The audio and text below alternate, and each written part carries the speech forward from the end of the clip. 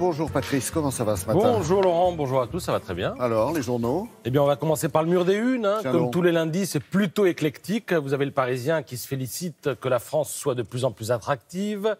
Libération aimerait que le gouvernement mette un peu plus la barre à gauche. L'opinion exprime exactement le contraire. Et Nadal règne sans partage à la une de l'équipe et du tennis mondial. Mais moi, je suis venu vous parler de Kim et de Donald. Kim et Donald, ce pourrait être le titre d'un dessin animé ou d'une web-série, mais c'est une affaire des plus sérieuses, puisqu'elle est nucléaire et que dans les rôles principaux, c'est-à-dire celui des types susceptibles d'appuyer sur le bouton, eh bien, on trouve deux mâles dominants qui ne respectent que la force et considèrent que le monde n'est régi que par la loi de la jungle, pour reprendre une formule piochée dans le Figaro.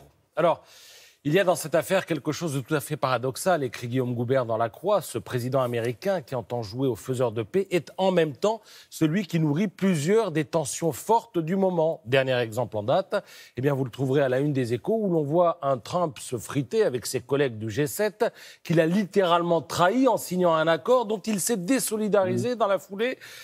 Pour pas mal d'analystes, c'est une manière pour Trump de signifier que c'est un gros dur avant de rencontrer Kim Jong-un. Et précisément, donc, on revient à notre affaire Kim-Donald.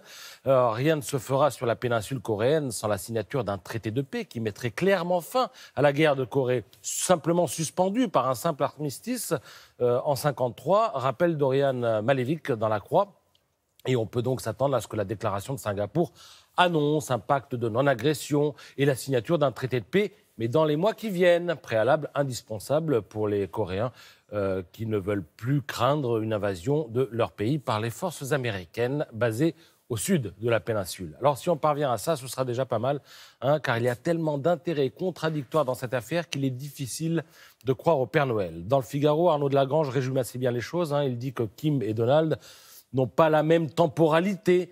Trump a besoin d'un succès immédiat parce qu'il est en tête, il a en tête les élections de mi-mandat et sa réélection éventuelle en 2020. Quant à Kim, eh bien, il raisonne à 20 ou 30 ans, il veut sa survie et celle de son régime. Et puis si Kim et Donald sont tous deux assis à la table des négociations, ils ne sont pas complètement seuls non plus. Il y a du monde qui traîne à proximité. Alors c'est ceux que la Croix nomme les leaders particulièrement attentifs. Vous avez Poutine, il a des projets gaziers, miniers et ferroviaires avec la Corée du Nord. Donc tout ce qui concerne Kim le concerne. Vous avez le Japon, il se sait à la portée des missiles coréens, il ne croit pas du tout à la paix. Vous avez la Chine, elle ne veut pas entendre parler de la réunification de la Corée, ce qui est précisément l'objectif de la Corée du Sud. Même si on se dit à la lecture de Politis que le chantier est titanesque. Imaginez que l'écart de revenus entre le Nord et le Sud, dans la péninsule coréenne, est de 1 à 33, de 1 à 33. Voilà, je pense qu'on va reparler de tout ça cette semaine, tout comme on reviendra sur le lieu de la rencontre, un hôtel bunkérisé,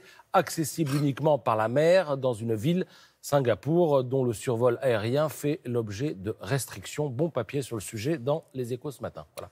Merci Patrice.